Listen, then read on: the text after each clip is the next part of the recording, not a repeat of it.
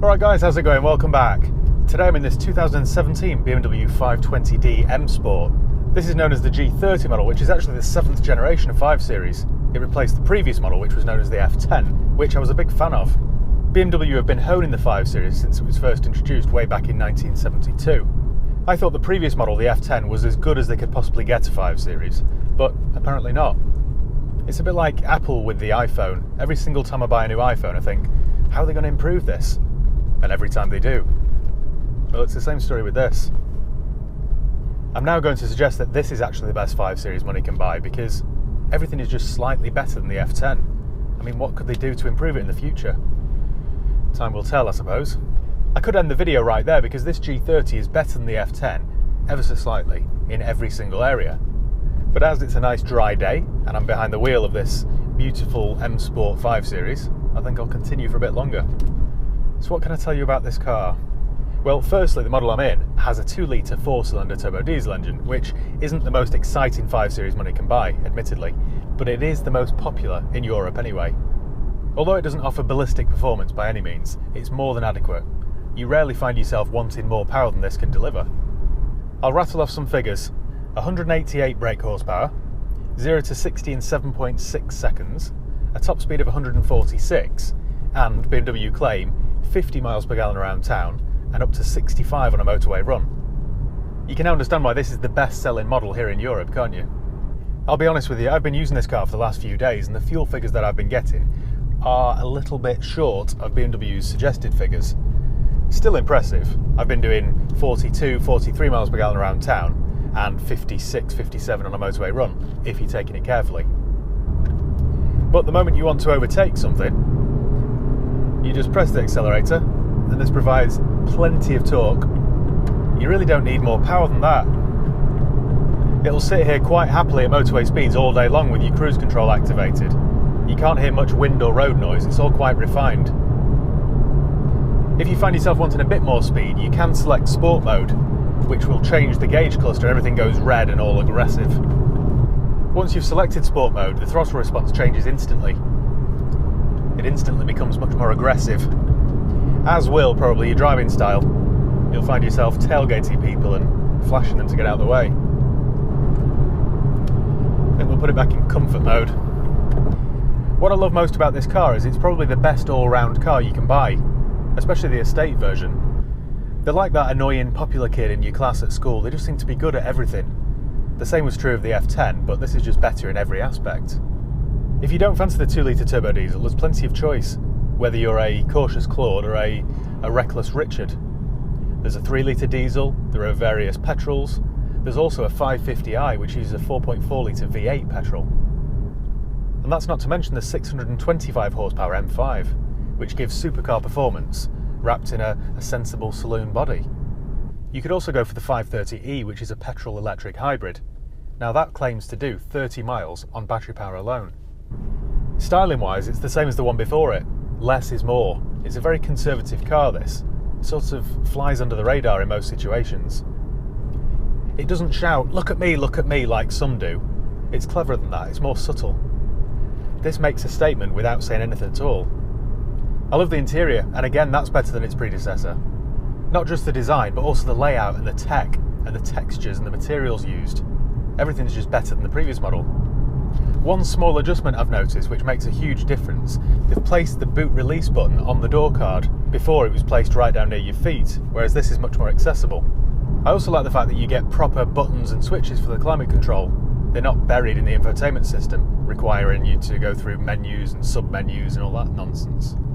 The facelifted F10 from 2015 onwards got what I thought was the nicest steering wheel of all time. But they somehow managed to improve it with this G30. It's somehow still as stylish, yet more interesting to look at. It's just really nice to use and operate, and this one's heated too, which is a must. This infotainment system is probably the biggest advantage over the previous model. It's excellent. It's big, wide, easy to use, it's permanently stuck to the dash. The clarity and the quality is excellent. The quality of the display and the graphics are superb. That really would be the biggest reason you'd buy one of these cars over perhaps a last of the old shape. It has lots of features too. Obviously it has things like Bluetooth hands-free and Bluetooth streaming, digital DAB, all that sort of stuff. But you can also connect it to the internet. so it'll tell you things like the weather. Or you can check out the Yelp reviews online and find the best coffee shops in the area. Or you can use Wikipedia to find more information about local manor houses and stately homes. It really was designed for me, this car. On lots of other cars, the screen ends up being touched more times than a card reader in McDonald's, and it ends up smothered in fingerprints and just looks really gross. But with this, you can still control it from this rotary dial. You needn't ever touch the screen, leaving behind a greasy print. It's all very easy to use and operate. Even the keys are better than the previous model. I think they've been designed to look like the BMW grille. Although I might have just made that up. I could talk about boot space and headroom and legroom, but that would just be a waste of time because it's all been designed to be used, so it's all good. The back is big enough so that 3 adults can ride in comfort, and there's enough room in the boot for multiple suitcases, so it really is all the car you'd ever need. BMWs are traditionally always excellent to drive, they're always proper drivers' cars. That's how they're marketed anyway, the ultimate driving machine. This is certainly no exception. It's without doubt the best in its class. It's also lighter than the outgoing model, which helps fuel economy and its own agility. Most 5 Series sold are rear-wheel drive, but this isn't. This is X-Drive, which means it's all-wheel drive. You might think that BMW should be rear-wheel drive and the 4-wheel drive system would ruin it, but that isn't the case. For your average buyer on average roads driving to your average job, it's excellent. In fact, better than that, it's near perfect. There's really nothing negative to report. All the 4-wheel drive system will do is give you a little bit more grip as soon as the snow starts to fall. With a decent set of winter tyres, you'll be able to tackle pretty much anything. Next up, let's talk about the gearbox. This uses an 8-speed automatic, which is just about as good as an automatic gearbox can be. The changes are smooth, quick, seamless. It really is excellent. And thanks to the paddle shifters behind the steering wheel, if you do want to take charge, you can change gears yourself. It is just a joy to drive this thing. It handles beautifully and the ride isn't too firm either. I mean, if you're coming out of a Rolls-Royce Phantom, you might think it's a little bit stiff, but for most people, it's just about right. It's also really refined. You'd never know that there was a noisy diesel engine under the bonnet. It's not like a Mercedes E-Class where that's all you can hear. It's only when you really start to rev this out that you get the noise of a diesel. It's also a very safe car. It scored 5 out of 5 stars on its Euro NCAP safety rating. There's a whole host of safety gadgets and gizmos to keep you and your family safe, but none of them are intrusive. None of them interfere with the driving pleasure.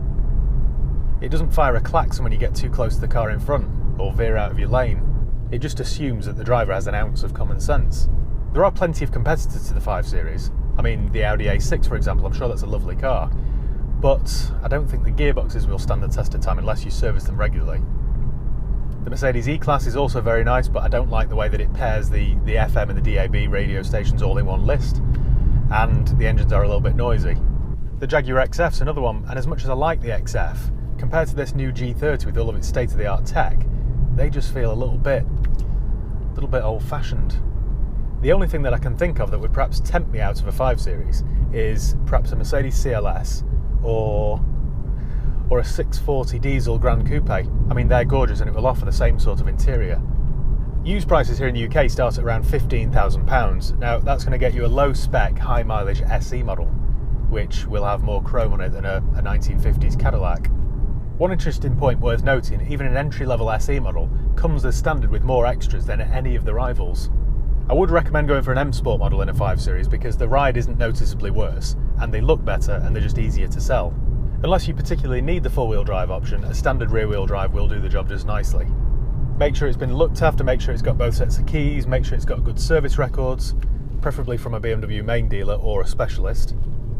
Make sure the gearbox gets serviced every 80,000 miles and then it should last. Run it on premium fuel at least every other fill-up and you should be fine. I haven't read or experienced any common issues, so I can't think of a reason not to buy one. The issues that plagued some of the previous models, like bad timing chains and timing chain tensioners, they've been fixed, so that's nothing to worry about anymore. There is a recall on the G30 regarding the EGR valve, so I would recommend contacting your local BMW main dealer and getting that booked in. On to servicing costs. If you find yourself a good specialist, that should be quite reasonable.